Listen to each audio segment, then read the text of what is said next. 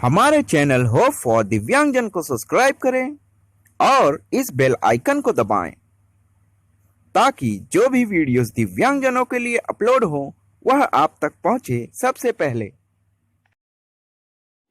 नमस्कार दोस्तों, मैं विनायक यादव आप सबका स्वागत करता हूं हमारे चैनल होप फॉर दिव्यांगजन में। दोस्तों, आज इस वीडियो में मैं एक नई वैकेंसी के बारे में बताने जा रहा हूं जो कि IBPS द्वारा निकाली गई है। जी हाँ दोस्तों, IBPS ने RRB क्लर्क और RRB PO स्केल 1 ऑफिसर के लिए वैकेंसी निकाल दी है। तो चलिए दोस्तों, सबसे पहले इसके इम्पोर्टेंट डेट्स देख लेते हैं।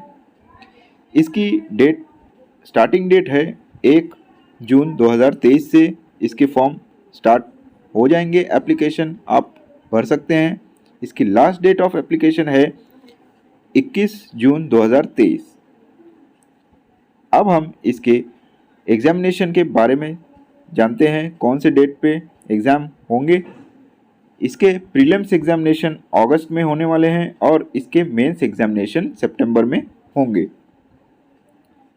अब हम इसके एप्लीकेशन फ़ीस के बारे में जान लेते हैं। तो इसकी एप्लीकेशन फ़ीस PWD कैंडिडेट्स के लिए 175 रुपीज़ होगा। अब जानते हैं इसकी एज लिमिट के बारे में।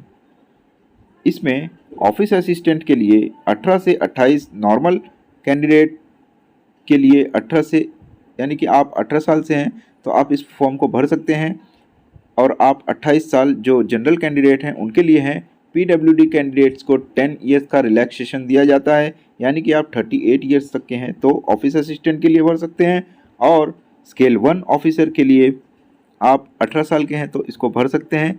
और मैक्सिमम एज जो है 30 ईयर्स नॉर्मल कैंडिडेट्स के लिए है, PWD कैंडिडेट्स के लिए 40 ईयर्स तक आप इस फॉर्म को भर सकते हैं, यानी कि आप 40 ईयर्स के हैं तो इस फॉर्म को भर सकते हैं। अब बात करते हैं इसके एक क्वालिफ़िकेशन की। तो दोस्तों, इसमें आप ग्रेजुएशन होना आपका ज़रूरी है। आप कोई भी स्ट्रीम से हो, साइंस, कॉमर्स, आर्ट्स, आप इस फॉर्म को भर सकते हैं। बस आपका क्वालिफ़िकेशन जो है ग्रेजुएट पूरा होना चाहिए तो इस फॉर्म को भर सकते हैं। अब हम इसके टोटल वैकेंसीज़ के बारे में देख लेते हैं। ऑफिस असिस्टेंट के लिए टोटल ओवरऑल सारे कैटेगरी मिला के 5538 वैकेंसी है, जिसमें से PWD कैंडिडेट्स के लिए 150 सीट्स दी गई हैं। स्केल 1 ऑफिसर्स के लिए ओवरऑल 2485 सीट्स हैं, जिसमें से 77 सीट्स PWD कैंडिडेट्स के लिए दी गई हैं। अब PWD कैंडिडेट्स के कैटेगरी वाइज वैकेंसीज देख लेते हैं। तो सबसे पहले हम देखते हैं ऑफिस असिस्टेंट के। ऑफिस असिस्टेंट के लिए HI कैटेगरी वाले व्यक्ति जो के लिए 39 वैकेंसी है, OH कैंडिडेट्स के लिए 51 है, VI कैंडिडेट्स के लिए 33 है, ID कैटेगरी के लिए 27 है। अब हम देखते हैं स्केल 1 ऑफिसर्स के category wise vacancies. HI category की 25 है, OH कैटेगरी की 23 है, VI कैटेगरी की 14 है और ID कैटेगरी की 15 है।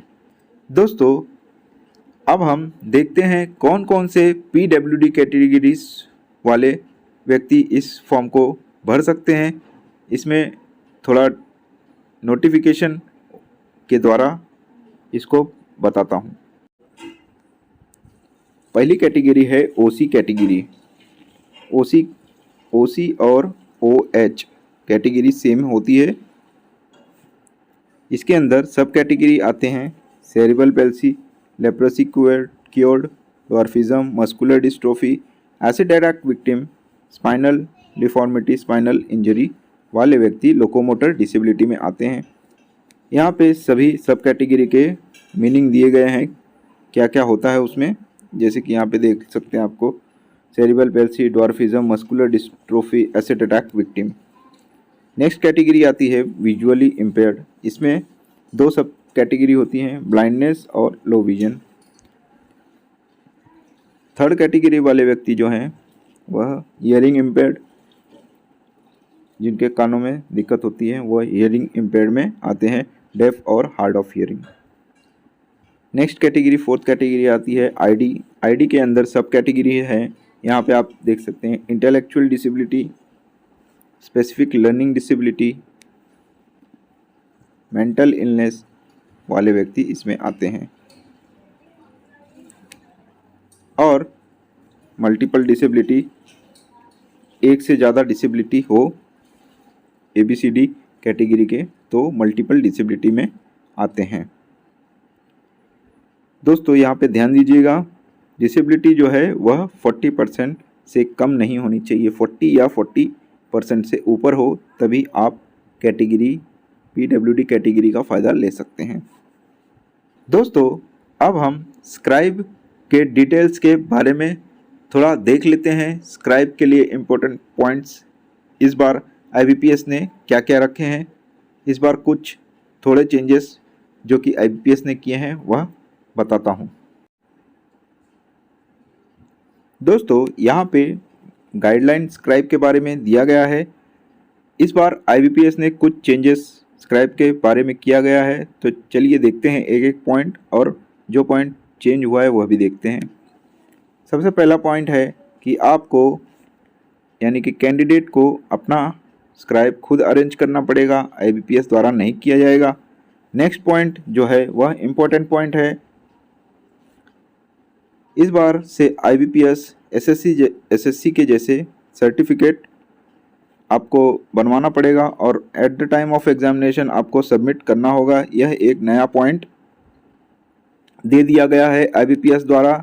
यहाँ पे देख सकते हैं अपेंडिक्स 1 फॉर्म, जो कि इसी नोटिफिकेशन में आपको लास्ट में देखने को मिल जाएगा। वह फॉर्म को आपको डाउनलोड करके आपको गवर्नमेंट इंस्टीट्यूशन यानी कि गवर्नमेंट हॉस्पिटल से वह आपको सर्टिफिकेट बनवाना पड़ेगा, और आपको एग्जामिनेशन जब आप देने जाओगे तब भी वह ले जाना है, और आपको अपलोड भी करना पड़ेगा ऑनलाइन एप्लीकेशन फॉर्म भरते वक्त। यह एक नया पॉइंट IBPS द्वारा इस साल से किया गया है। और नेक्स्ट पॉइंट है स्क्राइब कोई भी स्ट्रीम से हो सकता है। यदि आप स्पेशलिस्ट ऑफिसर का एग्ज़ाम दे रहे हैं तो जो भी स्पेशलिस्ट पोस्ट के लिए आप दे रहे हैं उस स्ट्रीम से नहीं होना चाहिए स्क्राइब, कोई भी स्ट्रीम से हो दूसरे तो चल जाएगा। स्क्राइब और कैंडिडेट को एक सुटेबल अंडरटेकिंग फॉर्म दिया जाता है, वह भर के वहाँ सबमिट करना होगा। उसके बाद यदि आप रॉन्ग इन्फॉर्मेशन कुछ देते हैं, स्क्राइब आप नहीं आपको दिया, मतलब आपको स्क्राइब की नीड नहीं है और आप स्क्राइब यूज़ कर रहे हैं, तो भी आपका कैंडिडेचर कैंसिल हो सकता है परमानेंटली। यहाँ पे ये पॉइंट दिया गया है। यदि आप स्क्राइब यूज़ करते हैं तो 20 मिनट एक्स्ट्रा प्रति आवर दिया जाता है। नेक्स्ट पॉइंट है कि यहाँ पे आपको फाइनल जब आपका सिलेक्शन होता है तो medical officer of the bank जो भी होगा उसको सेटिस्फाई करना पड़ेगा कि आपको फिज़िकल लिमिटेशन था, इसीलिए आपने स्क्राइब यूज़ किया है। उसके बाद यहाँ पे दिया गया है कि जो भी कैंडिडेट आप यूज़ कर रहे हैं एज ए स्क्राइब, मतलब जो भी कैंडिडेट स्क्राइब यूज़ कर रहा है वह कैंडिडेट दूसरे कैंडिडेट मतलब इस एग्जामिनेशन के लिए नहीं हो सकता, ऐसा स्क्राइब आप ले जाइएगा। और नेक्स्ट पॉइंट है कि आप एक्स्ट्रा टाइम जो ले रहे हैं वह आपको ऑनलाइन एप्लीकेशन में यस करना होगा, अदरवाइज़ आपको एग्जामिनेशन सेंटर में एक्स्ट्रा टाइम नहीं दिया जाएगा। और ड्यूरिंग एग्जामिनेशन स्क्राइब जो है इंडिपेंडेंटली आंसर कर रहा है, अगर ऐसा पाया जाता है तो स्क्राइब और कैंडिडेट को एग्ज़ाम से बाहर कर दिया जाएगा। और यहाँ पे दिया गया है जो भी अदर इंस्टीट्यूशन होती हैं एग्ज़ामिनेशन के, वहाँ भी आपका लिस्ट शेयर कर दिया जाएगा, तो इससे सावधान रहे, स्क्राइब आंसर नहीं दे सकता, यह आपको ध्यान रखना है। तो दोस्तों यह रहा पूरा पॉइंट स्क्राइब के बारे में। दोस्तों अब हम इसके एग्जामिनेशन पैटर्न के बारे में देख लेते हैं, तो चलिए हम एग्जामिनेशन पैटर्न पर जाते हैं।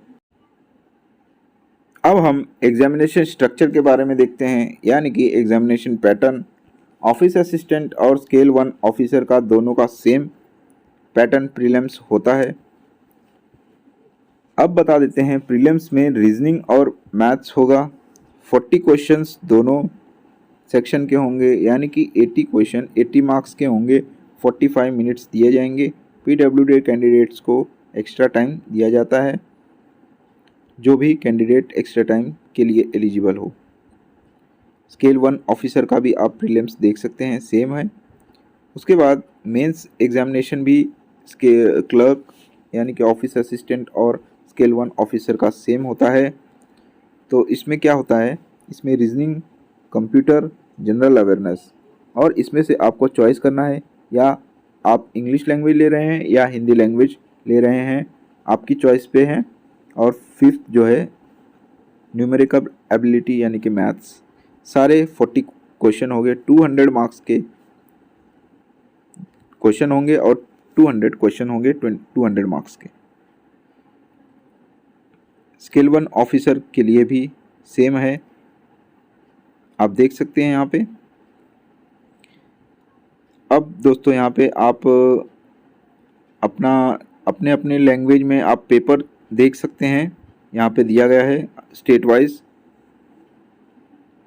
जो वर्जन ऑफ टेस्ट, यानी कि आपको जैसे आंध्रा में English, Hindi and Telugu language में आपको पेपर देखने को ऑप्शन दिया जाएगा।